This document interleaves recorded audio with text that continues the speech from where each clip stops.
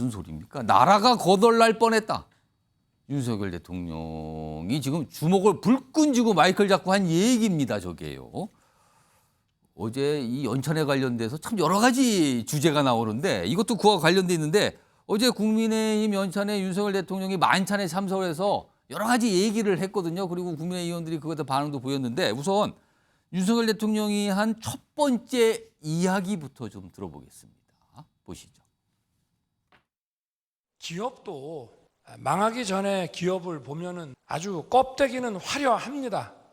그런데 그 기업을 인수해 보면 안에가 아주 형편없어요. 전부 이 회계가 분식이고 내실로 채워져 있는 게 하나도 없다 이 말입니다. 그야말로 국정 운영권을 가져오지 않았더라면 이 나라가 어떻게 됐겠나 하는 정말 아찔한 생각이 많이 듭니다.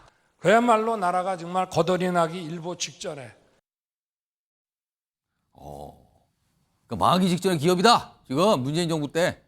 그리고 이거 대선, 그러니까 대선 승리 얘기한 거잖아요. 이거 대선 승리 못했으면 정말 아찔하다. 나라가 정말 어떻게 될지 너무 걱정됐다. 이런 얘기를 어제 국민의힘 연찬회, 국민의힘 의원들 앞에서 한 얘기거든요. 그리고요. 다음 준비된 윤석열 대통령의 이 발언은 협치와 관련이 좀 있습니다. 들어보시죠. 협치하는데 새가 날아가는 방향은 딱 정해져 있어야 왼쪽 날개, 오른쪽 날개가 힘을 합쳐가지고 발전해 나가는 것이지 이거는 뭐 날아가는 방향에 대해서도 엉뚱한 생각을 하고 우리는 앞으로 가려는데 뒤로 가겠다 그러면은 그거 안 됩니다. 이번에 후쿠시마 거기에 대해서 나오는 거 보십시오. 도대체가 과학이라고 하는 거는 1 더하기 1을 100이라고 그러는 사람들이니까. 근데 이제 이런 세력들하고 우리가 또 싸울 수밖에 없습니다. 그러니까 1 플러스 1을 100이라고 하는 세력. 글쎄요, 대표적으로 민주당인가요? 그리고 새가 날아가는데 양쪽 날개로 날아가는 건 맞지만 방향 다르면 같이 못 간다.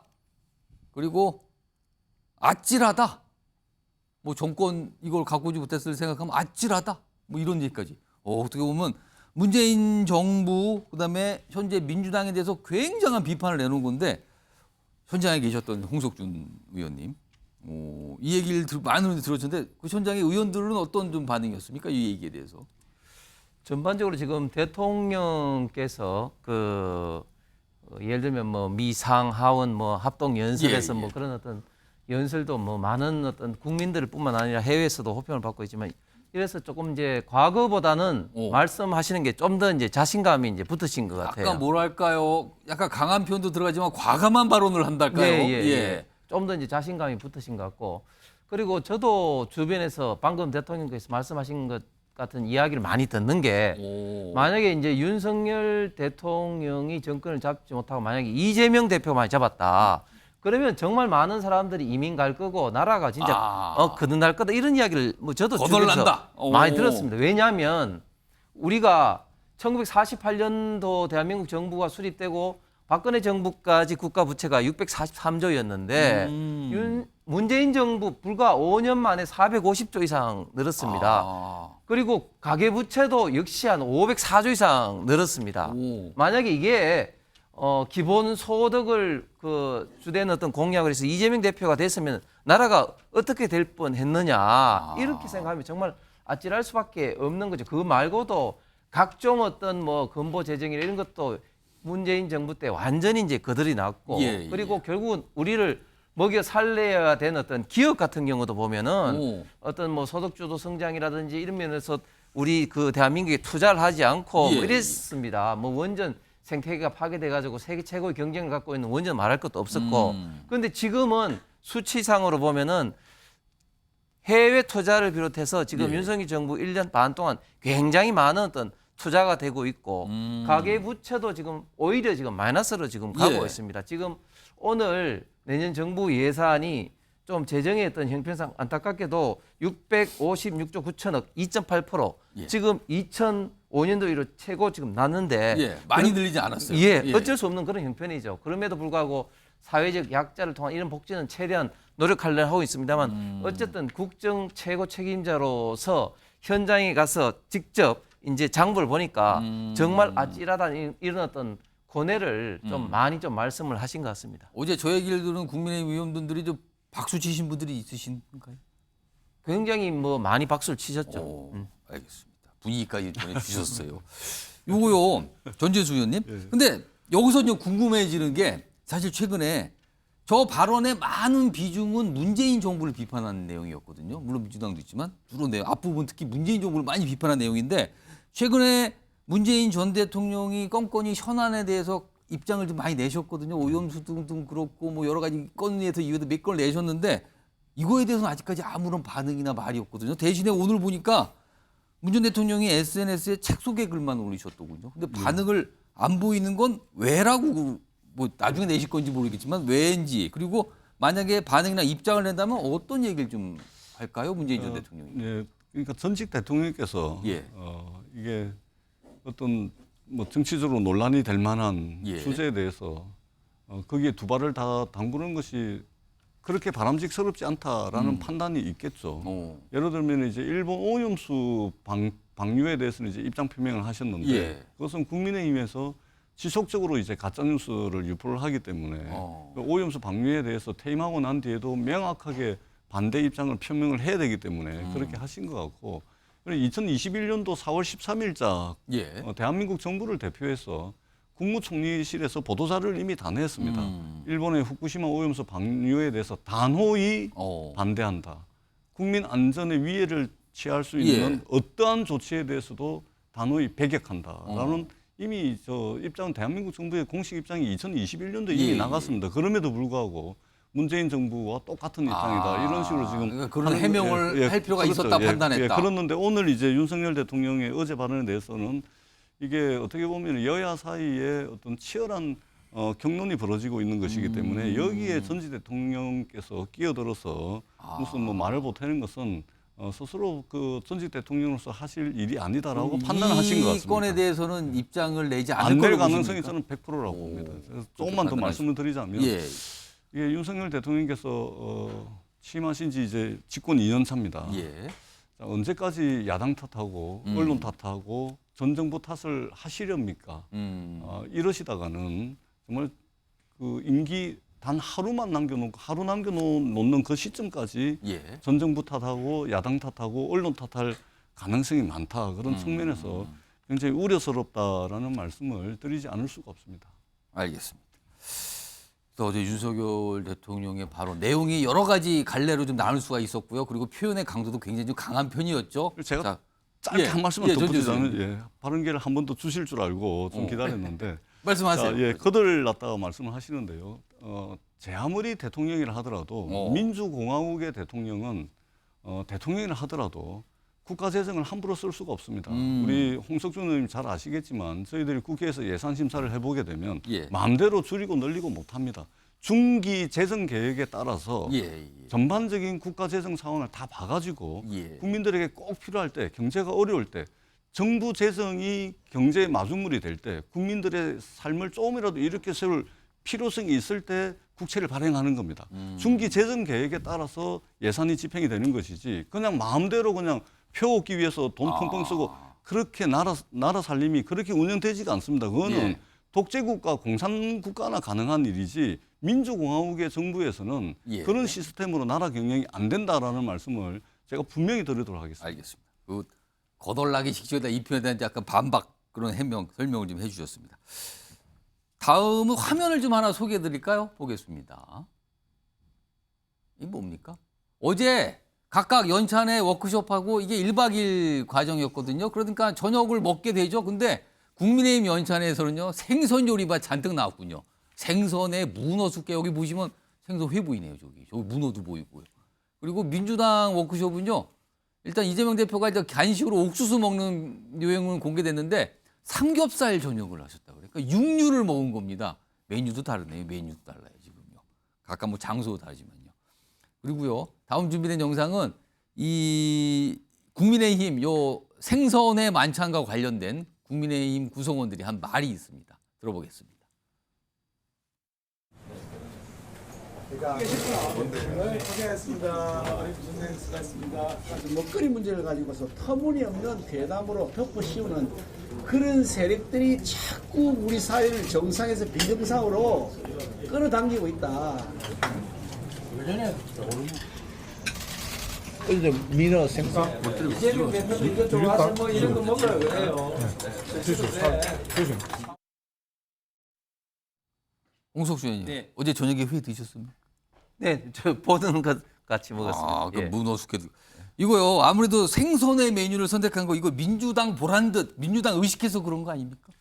뭐 굳이 뭐 예. 민주당 보란 듯이라기보다는 오. 지금 후쿠시마 그 오염 처리수 방류 이후에 예, 지금 국민들이 그 막연한 어떤 불안감 혹은 또 수산업자들의 어떤 그런 피해가 지금 어려움들을 우려되는 상황 호소하고 아니겠습니까? 계세요. 예, 그런 예. 차원에서 저희가 예, 주된 메뉴를 예. 뭐 회라든지 또 문어숙회 같은 경우는 저희 이제 경북 지방에서도 많이 잡히기 때문에 아. 또 많은 또 의원들이 이제 갖고 오신 거죠. 그러니까 뭐 아무래도 좀 소비 좀 많이 해주세요. 요즘에 때가 때인 만큼 이런 걸 강조하는 거라고 말씀하셨고요. 전재수 의원님, 예. 혹시 민주당에도 당선에서 뭐 생선회 좀 많이 먹읍시다 뭐 이런 걸 좀 얘기하실 그런 분위기는 아닙니까? 평상시에 많이 먹고 있습니다. 아 평상시. 예, 특히 예. 전재수 의원님 예, 부산이시니까 예, 지역구가. 예. 지금 이제 전어철이거든요. 오. 예, 많이 먹고 있고요. 아, 이런 것이죠. 우리 저 어민분들, 예. 특히 이제 횟집 하시는 사장님들 정말로 어. 소비가 제가 이제 우리 지역구에 이제 잘 아는 횟집 보면 매출이 70%씩 줄었습니다. 아. 마음이 아파 죽겠습니다. 아, 정말. 부산 쪽에도 예. 타격이 크군요. 큽니다. 아주 예. 큽니다. 그러니까 이게 뭐냐면 저희들이 정치하는 사람들이 그 국민의힘이 저 해먹는 거 저는 좋다고 생각합니다. 오. 예, 뭐든 해야 됩니다. 예, 왜냐하면 지금 고통을 겪고 있는 분들이 너무 절박하기 때문에 예. 이분들은 여당, 야당, 뭐 진보 보수 이런 거 필요 없습니다. 그렇죠. 이 예. 생존의 문제이기 때문에 뭐든 해야 된다는 차원에서 국민의힘 지도부가 가셔가지고 회를 드시는 거 저 좋다고 생각합니다. 예. 그리고 민주당도 회 많이 먹어야 됩니다. 다만 이 회 정치하는 사람들이 회를 많이 먹어가지고 그런 일본의 후쿠시마 오염수 방류가 돼가지고 국민들이 불안해가지고 예. 특히 본인은 먹어도 자식들 먹이기가 끌끌어와가지고 아. 그 소비가 위축되는 거 아닙니까? 그런 차원에서 근본적이고도 근원적으로 우리 어민들, 횟집 사장님들 근본적인 문제를 제거하려면 회 많이 먹는 것이 아니고 그것도 먹어야 되겠지만 일본의 오염수 방류를 즉각 중단해야 됩니다. 지금 일본 도쿄 전력과 일본 정부가 예. 방류하고 난 뒤에 기준치 삼중수소라든지 이거 기준치 이하로 떨어졌다 안전하다 이렇게 지금 발표를 하고 있지 않습니까? 예. 자 이제 검증이 됐습니다. 일본의 간사이 지방과 일본 북부 지방에 역대급 가뭄입니다. 여기 농업용수로 쓰시고 안전하다면서요. 공업용수로 쓰시라. 왜 이 분란을 이렇게 해가지고 지금 난리를 치는지 모르겠다라는 말씀을 다시 한번 드리도록 하겠습니다. 그럼 하나 추가 짧게 드리면 어제 워크숍 만찬에서는 고기가 나왔습니까? 아니요, 저 출장 뷔페였습니다. 아, 출장 부. 출장 뷔페에 이제 연어 고기도 있고 생선도 많이 있었습니다. 그리고 삼겹살로 지금 소개가 되고 있는. 그 잘못 출장 뷔페였거든요. 오. 출장 뷔페에 이제 야채, 수산물, 그다음에 육류 다 포함이 된. 예. 그러니까 주로 이제 얼려놓은 것들이 많이 그 나왔더라고요. 중에서 예. 삼겹살이 있어서 그게 또 강조되는. 그렇습니다. 알겠습니다. 아, 부패를 드셨다. 그 얘기. 알겠습니다. 하여튼 어제 이제 각각의 거대 정당들, 여야 정당들의 어떤 행사, 큰 행사가 있었잖아요. 거기에 뭐 식사도 약간 정치적 의미가 있는 거 아니냐? 뭐 언론들도 그렇게 해석하면서 또 기사로 다루고 있습니다. 다음 요 주제는요. 아, 이것도 뭔가 좀 여야가 맞서는 건지 아닌지 약간 좀 애매한 상황이 돼버렸는데 홍범도 장군, 그러니까 독립운동가죠. 무장 독립투쟁. 홍범도 장군 얘기인데 이게 어제도 잠시 이 내용 다뤘는데 여전히 지금 정치권에서 더 좀 뜨거워지는 주제가 됐어요. 일단 화면 좀 하나 보겠습니다. 일단 국방부 입장 계속 좀 설명이 되고 있죠. 과거에 공산주의 이력이 있다. 그러니까 소련 공산당 가담했다. 홍범도 장군 그 흉상 육사의 설치는 부적절하다. 이런 입장이 국방부의 공식 입장이에요. 그리고 대신에 국방부하고 육사의 흉상이 설치되어 있는데 이거 독립기념관으로 이전하는 게 적절하다. 그래서 지금 이거 협조 요청 중이다. 관련 기관하고. 이런 입장이 어제 나온 겁니다. 하나 더 보죠. 그러자 여기 보면은요. 이종찬 광복회장, 우당 이회영 선생 손자죠. 지금 이회영 선생의 흉상도 좀 육사에 있거든요. 근데 내 할아버지 포함해 4명은 남겨두고 홍범도 장군만 철거한다는 얘기가 나왔거든요. 이거 오히려 더 나를 모욕하는 거다. 이거 뭡니까? 약간 이런 반응이 나왔습니다. 자, 관련 영상도 좀 준비된 게 있거든요. 들어보겠습니다. 제일 중요한 게 이념입니다. 철진한 이념이 아니라 나라를 제대로 끌고 갈 수 있는 그런 철학이 바로 이념입니다. 철진한 엉터리 사기 이념에 우리가 매몰됐고 어느 방향으로 우리가 갈 것인지를 우리가 명확하게 방향 설정을 하고 우리 현재 좌표가 어딘지를 분명히 인식을 해야 우리가 제대로 갈 수가 있습니다. 그분이 소련의 제복을 입게 된 것도 항일 독립투쟁의 또 효과적인 진전을 위해서 했던 것인데, 그래서 그 박정희 대통령도 1962년인가에 건국 훈장을 이제 수여하게 된 거죠. 북한이 생기기도 전에 소련 공산주의의 제복을 입었다는 것이 지금의 그 이념 전쟁의 하나의 단초가 된다든지 근거가 된다는 것은 정말 속아봐도 웃을 일이다 이렇게 생각합니다. 자, 다음 화면은 과거 정부에서 홍범도 장군과 관련된 어떤 조치들이 있었는가 그걸 좀 정리한 내용이 있는데요. 소개해드리겠습니다. 일단 박정희 정부 방금 뭐 설명에 나왔죠. 홍범도 건국훈장 추서, 그러니까 훈장을 준 거죠. 그리고 박근혜 정부 때는 해군 잠수함의 이름을 홍범도함으로 지명을 했습니다. 그리고 문재인 정부 때는 건국훈장, 이게 추가가 된 거죠 지금요. 대한민국장으로. 그리고 윤석열 정부에서 지금 철거 이전 얘기가 나온 겁니다. 이렇게 내용이죠. 자, 서정욱 변호사. 일단 국방부에서는 뭘 문제 삼고 있는 건가? 쟁점이 뭡니까 이거는요? 쟁점은 이제 결국은 이제 공산주의 활동인데요. 만약에 제보고 이제 우리나라 그 동상을 배치하려면요. 저는 이제 그 대통령실에는 이승만 동상, 그다음에 이 국회에는 해공 신익희 선생님 동상, 그다음에 이 대법원에는 가인 김병록 초대 대법원장 동상, 이런 식으로 이렇게 배치를 해야 돼요. 동상이라는 게 가장 그 있어야 될 곳에 있는 게 가장 의미가 있는 거예요. 근데 육사는요. 육사는 이게 교육 목표가 자유민주주의 정신에 기초한 국가 간 확립, 자유민주주의 정신에 기초한 국가 간.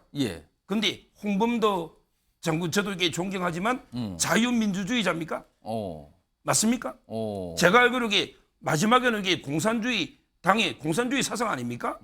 저는 육사에는 안 맞다는 거죠. 저는 존경하는 독립운동가지만 또 한 분, 우리 노는 광복회 이종찬, 조부 이회영, 제가 여기 이회영 평적가 있었습니다.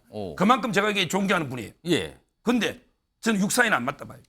이분은 무정부주의자, 아나키스트입니다. 우리 육사 생도들이요 국가를 부정하고 무정부주의자가 되라. 이렇게 하면 되겠습니까?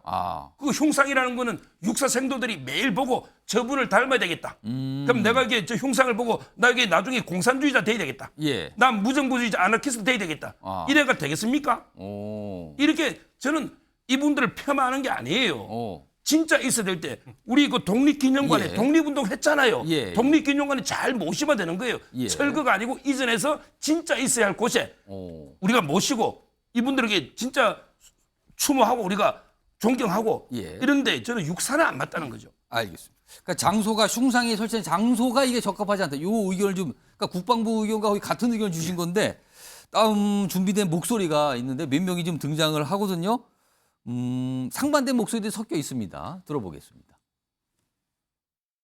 2021년 문재인 대통령 당시에 문재인 대통령의 지시로 지시라기보다는 강력한 어떤 언급으로 이제 그때 카자흐스탄에 가셨지 않습니까? 그런 거를 계기로 하면서 이 홍범도 장군에 대해서 추가 소원을 하게 됐습니다. 문재인 대통령이 어떤 선호의 표시라고 해야 됩니까? 그런 걸 강력하게 표시를 하니까 그 상원법에도 불구하고 2번 준 거 아니냐.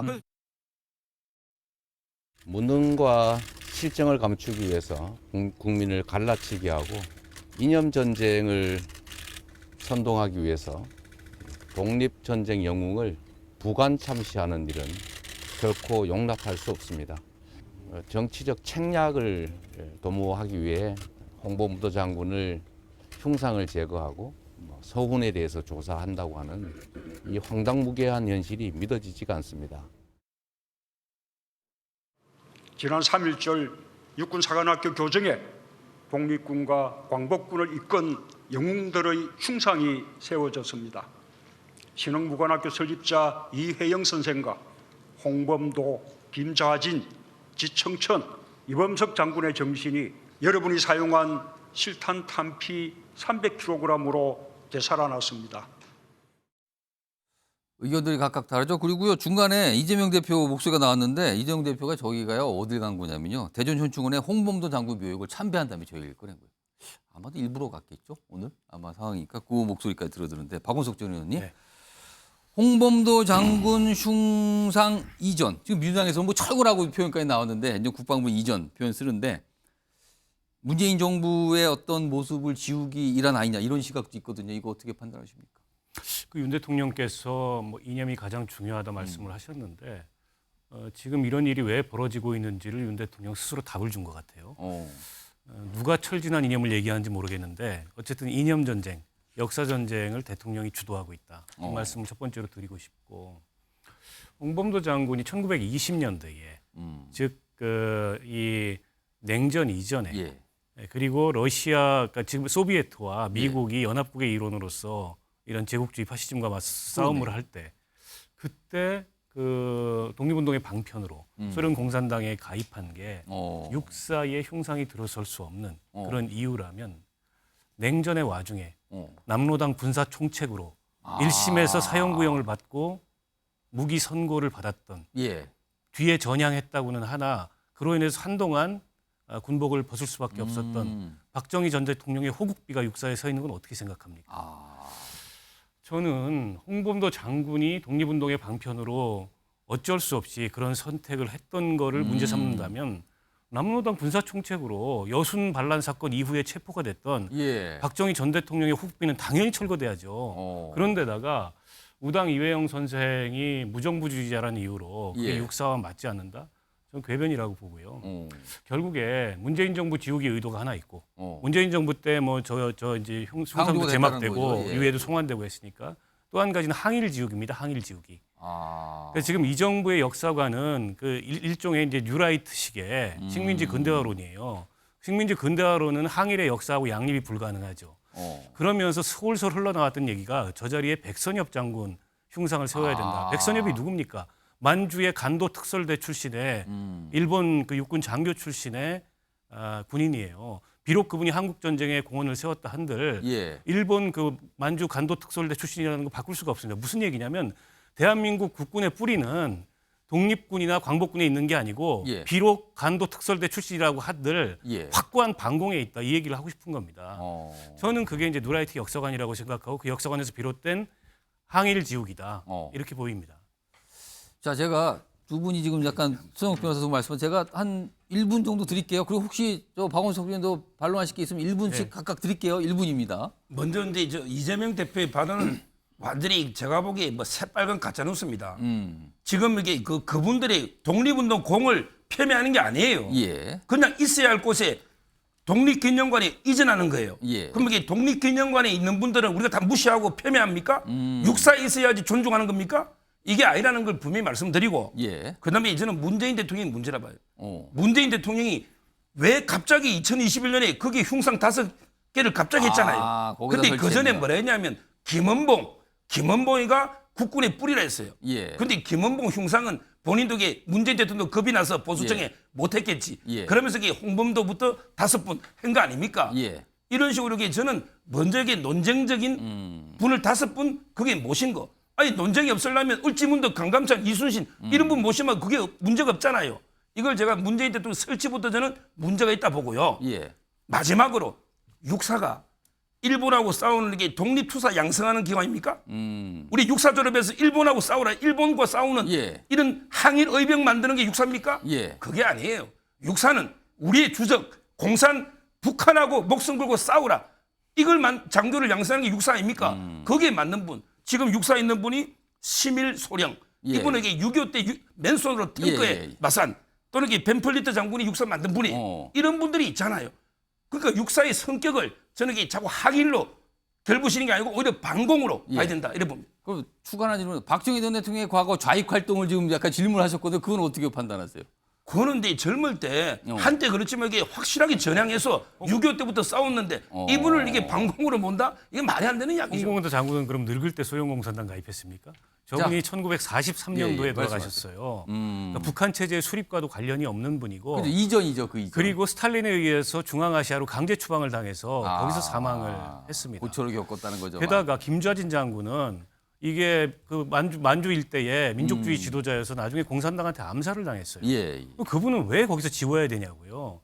그리고 육사의 저분들의 흉상을 제막한 거는 무슨 육사가 항일 독립수사를 양성하는 기관이라는 의미가 아니고 우리 군대의 뿌리는 우리 헌법 정신과 마찬가지로 3.1운동과 임시정부에 대한민국의 국채가 맞닿아 있듯이 우리 국군의 뿌리는 그런 독립군과 강복군에 맞닿아 있다는 그 민족 정기를 기리고자 거기에 둔 거지. 무슨 독립운동가를 양성하기 위한 기관으로 육사를 보는 겁니까? 제가 짧게 한 말씀만 드리면 예, 전주현 의원님. 그러니까 우리 박정희 대통령 말씀을 하셨는데 저는 국민의힘이 또는 이제 집권 세력이 같은 기준과 잣대였으면 좋겠습니다. 그러니까 박정희 기회가 되신다면 박정희 남도선 노동당의 조직책으로서 1심 재판 결과문, 2심 재판 결과 그거 다 볼 수 있거든요. 그거 한번 보십시오. 남노당의 조직책으로서 무력으로 공산화를 꾀했던 그것이 다 드러나 있습니다. 그럼에도 불구하고 저희들이